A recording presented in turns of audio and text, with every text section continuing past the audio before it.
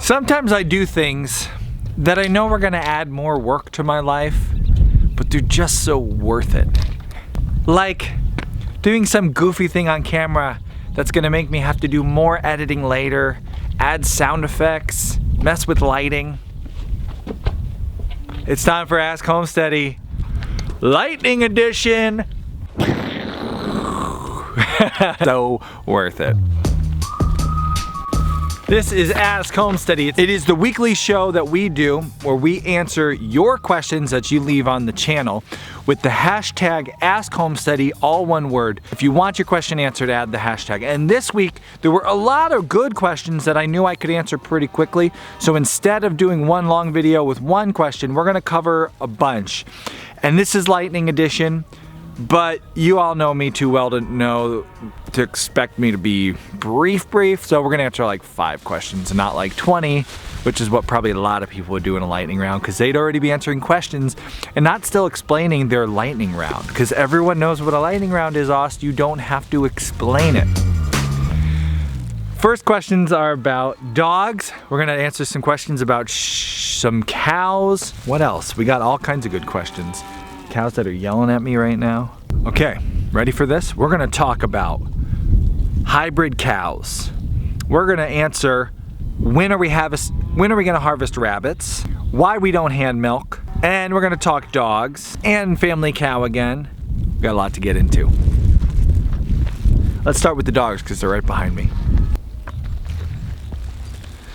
Those are my pups, and you know, if you've been watching long enough, we have 2 labs and 1 long-haired German Shepherd. Melissa says, I love your Shepherd. I love the way that he's so attentive to the kids and stays around. It's something I've dreamed about having in our own dogs over the decades without much luck. What's your secret for his training? Melissa, I would be a big liar if I told you that I did a whole lot to train the dog to do what he does. You have to do training, don't get me wrong, and I do spend time training my dogs. But there's a lot that starts before the training that can get you off on the right track or the wrong track. I'm a big fan of purchasing dogs from reputable breeders. There is a time and a place for a rescue dog. If you got your rescue dog and you saved him from the pound, that's wonderful. I don't feel most homesteads are the right place for most rescue dogs. Now I know in the comment section people are gonna say, I have a rescue, you worked out great. That's great. But if you have a homestead with a lot of livestock, with kids, with a lot of moving parts, I prefer to have an animal that has been bred for the task that I am taking him onto my homestead for, and that way my training will go further, or I may not even need to do much training. So with our Shepherd, we knew specifically we wanted a dog who would stick with our kids, who would, wherever they go, just be with them. Hi, buddy. Be with them, protecting them, being a giant, scary presence. So to have a dog that would do that, we specifically chose a long-haired German Shepherd from herding lines. What are you doing up in the tree there, mister? I can see you in that tree, just barely.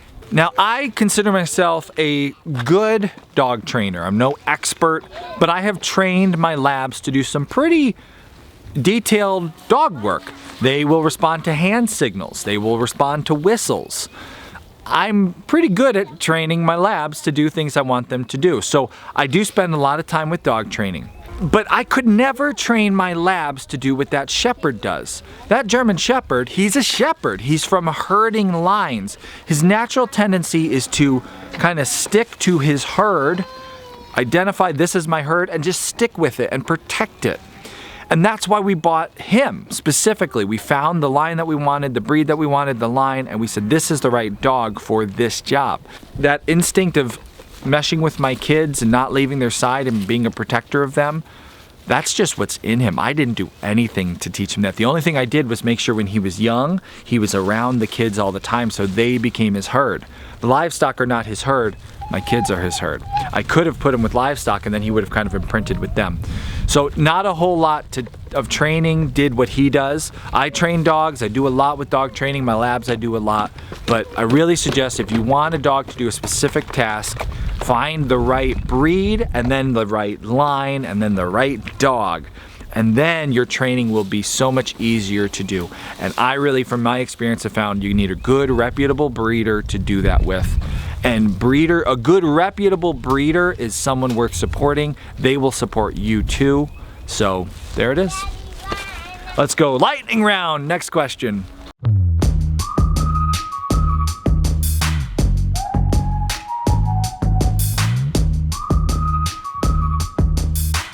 Here, you guys, I got the egg basket. Here.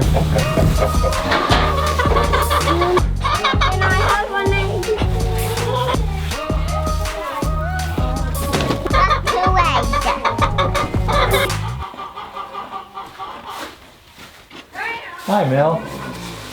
I have to go milk Miss Millie. We're gonna get some camel milk this morning.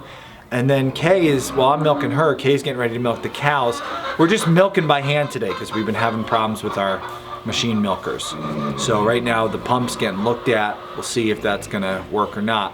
But we did get a great question on why we don't hand milk the cows normally. Why are we machine milking? So we'll talk about that when we're working with the cows. We'll go milk the camel. Let's get milk, hon.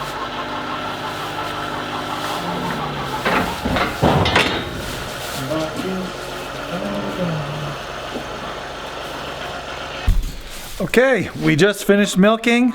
We got a nice, about a half pitcher of camel milk by hand in about 2 minutes time. Camel train, make way.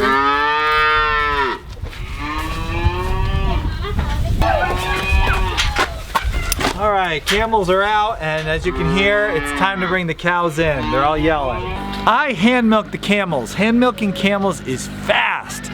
2 minutes and you're done, from start to done. It's easy to get them into their spot every day. They like the routine. It's easy to get them out every day. I milk the camels in less than 10 minutes. I'm in the barn, I've milked the camels, and they're done and they're outside. Everything less than 10 minutes, and you get about a half gallon of camel milk. We are not hand milking the cows right now, and we were asked by Kathy, who didn't put the hashtag Ask Homesteady, but I went and added it for her because I thought it was a good question. She wanted to know, so why don't you hand milk the cows? Let's bring them in for milking and we'll talk about why we don't hand milk.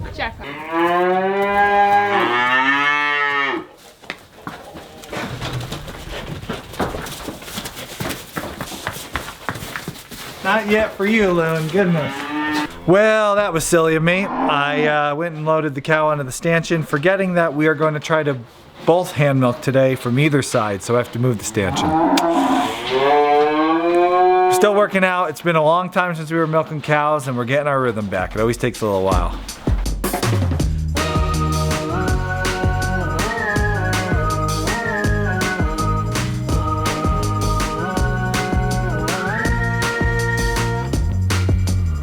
Are they dipped? They're dipped. Looks good here. Alright. Get some salve and... Right here. We're not just doing this because of the question. But my pump is getting fixed. Hopefully. No doubt that it was. Oh, great. Ordered new belts, maybe it was a belt thing. This year, for the first time, bought a machine to milk the cows. I was pregnant and I had 2 pregnant cows. Luna, who had never been milked before, because of her size, I anticipated that she would have shorter teats.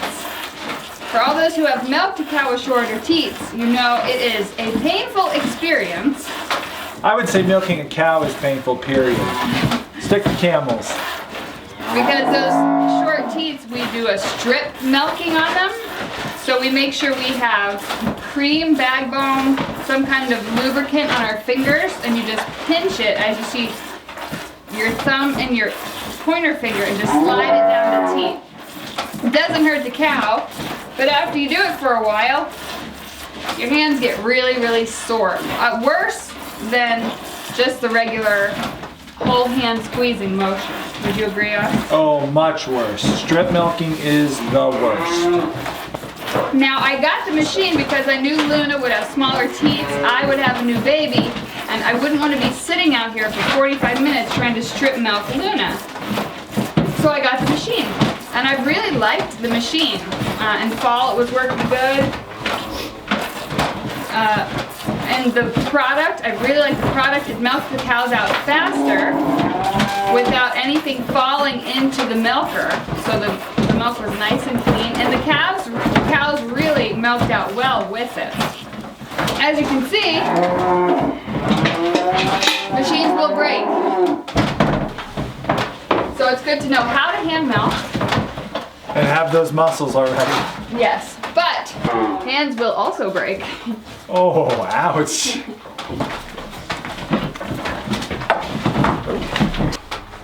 I knew I really wanted to try a machine this year as well because I didn't know how it would be with the baby, how often I would be able to actually get out and milk.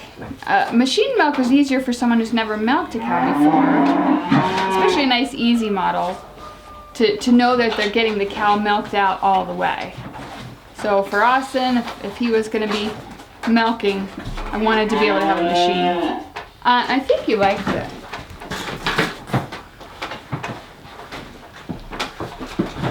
Oh, girl. That could be another letdown.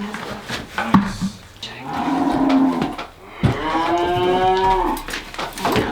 Okay. It was just another thing for me to learn, and I really have enjoyed it, which I didn't think I would.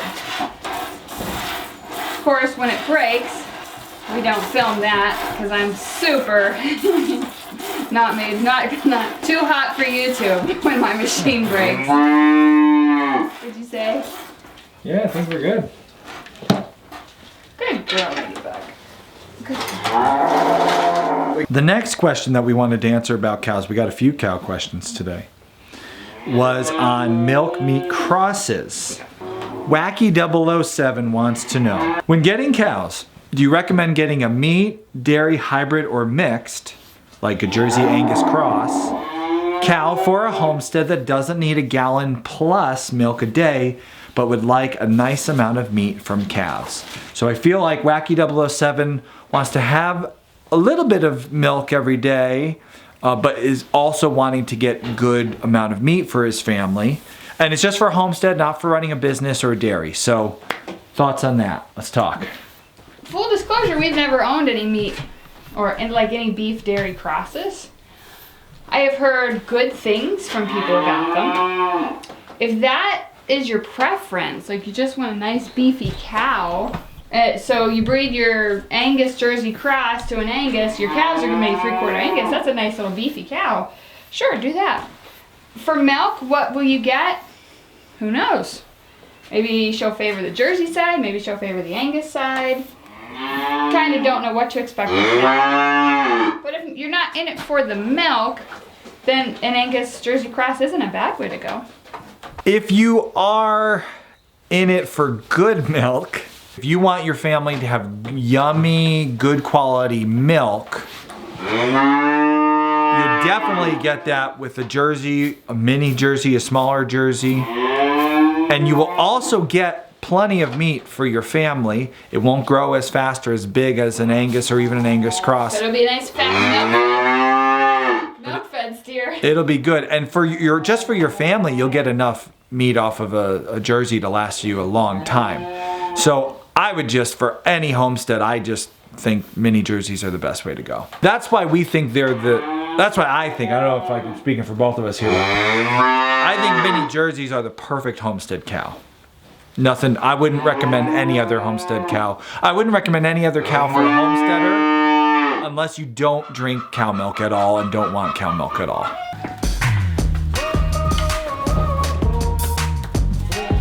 Get at that.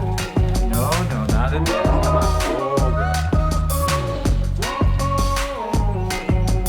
Oh, good.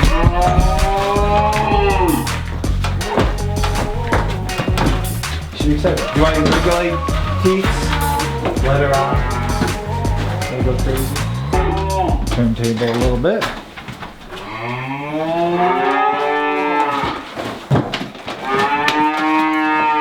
answer one more cow-related question.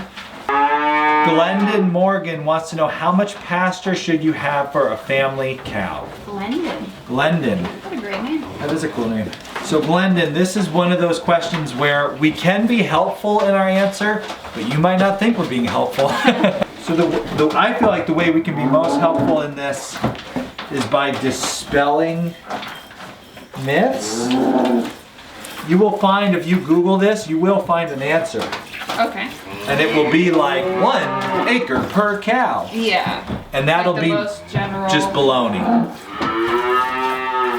Because if you own an acre of nothing but pine trees, that 1 acre is not going to do any good. I didn't put any salve on, did you? Yeah. Here. Want another pot? Now I know that's kind of obvious, right? But really, if you own an acre of forest, if you own an acre of really low quality pasture. Yeah, maybe you're in a really arid area, desert somewhere. So the amount of acreage really depends on the quality of your pasture, the breed and line of your cow, where you live. Are you somewhere that, you know, you're in New Zealand and you get 11 growing months out of the year? Are you in Maine and you get like a month of green grass? He's joking, Maine people. That means what we always recommend people to do is to talk to your extension agent in your area. That's what they're there for. That is what their specialty is. Ask them. Don't they even come out to your property? Haha, sure.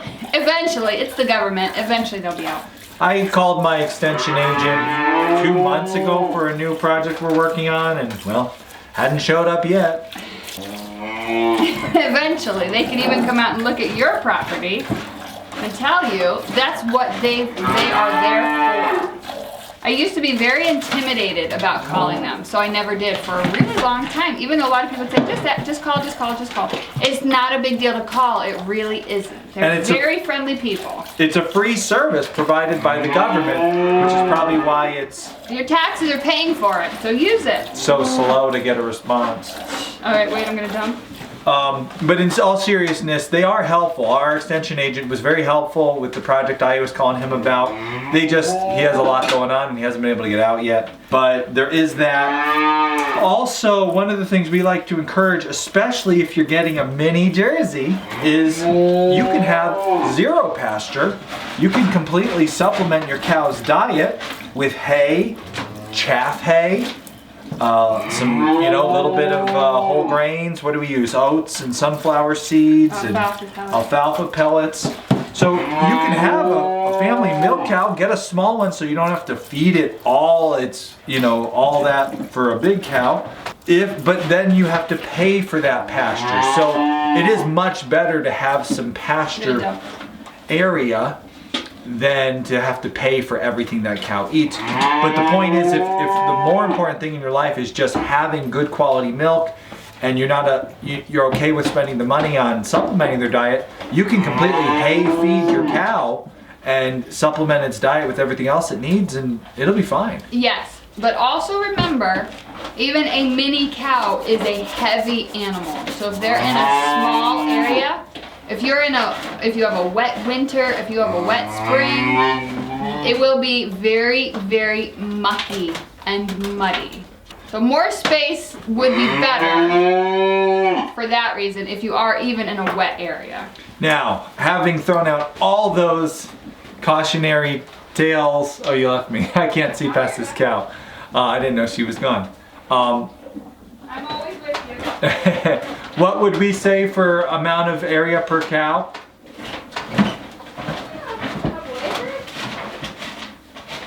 We're big fans of rotational grazing, being able to... Whoa.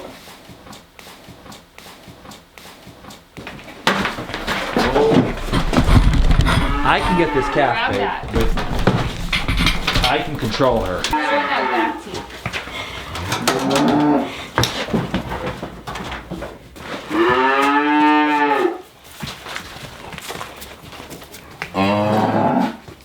I've gotten really good at my quick tie knot. You want to see? Ready? Watch what I do.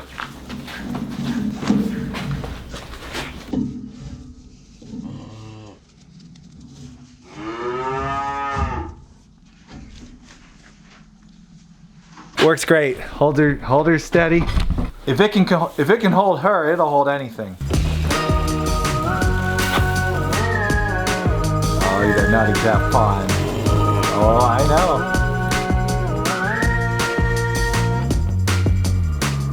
Gotta have a good quick release knot. All you gotta do is tug it. Ready? And we are off. That's how it's done. All right. Take a pause from our questions to do today's Homesteady Camel Train shout out. The Homesteady Camel Train is a 100-day trek to better health, better healing through the food that we're growing. We're documenting what we're doing for these 100 days, raising meat, raising milk, raising greens and lettuces and salads and sprouts and all kinds of food on our homestead. And hopefully you can follow along. Each of our 100 videos is sponsored by somebody in the Camel Train, and today, Hector and Anissa Lara. Hector is from Colorado, Anissa is from San Diego. Now they live on 20 acres near Albuquerque. They have 3 little girls and a surprise baby on the way. That's awesome, you guys got a big family. Keep going, get to number 5. Number 5 is life-changing, I'll just warn you. Although for you guys, sounds like number 1 was pretty life-changing too, because their first had tummy issues, all breastfed. She had tummy issues right from the start. So we know how hard that is, Hector. We're living that right now. You guys sound like us, Hector. Anissa turned right to some journal articles. She did all kinds of research, and from her reading, she realized that she should cut out wheat, dairy, soy, and legumes. Anissa lived off chicken, rice, and vegetables for months. That's what Kay was eating for months too. Chicken and rice and veggies. Right now she's actually off of rice too. She's on chicken, lamb, some veggies, but it sounds so similar. Hector says it helped, but it didn't solve all the issues. They kept doing this with their next 2 girls. They saw some results, but the issues were never eliminated. Hector says, we are so happy you guys are finding more possible solutions. Maybe look into camel milk, Hector, especially if baby number 4 has these issues. It could be help. It's been a big help to Kay and us. It's been huge. And you don't need to get a camel to do it. You can order camel milk online. Hector says they're just starting on their homestead. They don't have any farm animals yet, but they're gonna be getting chickens, goats, burros, a couple of adopted burros. Did I say that right? My Spanish accent's pretty bad for somebody who's like half Spanish. Burro. I can't roll my R's. Burros. How's that?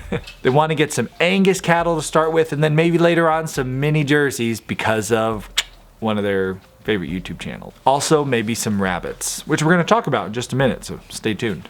Tiny chicks are Hector's girl's favorite animal, and cows are the parents' favorite. So it sounds like a nice homestead. Right now, Hector and his family live in a tiny home. They're off-grid using solar power, propane, and they have a water well. He says, so I guess you could say we live off-grid. Yeah, you do. You guys are totally off-gridding it. Way to go. A year ago, Hector and his wife started a small family business. Hector's wife creates and distributes sustainable household products. They have a vendor booth in the downtown Albuquerque Growers Market, which is a great way to do it. He says he never knew the community had a need for reusable products. He says we would love to donate some of our product line to you and your family. So thank you so much, Hector. We'll go check out your website, and you guys should go check out Hector's website too. It's 3-pebbles.com. We'll have a link below for that where you can see some of the products that they sell, and thank them for supporting this episode, being part of the Camel Train.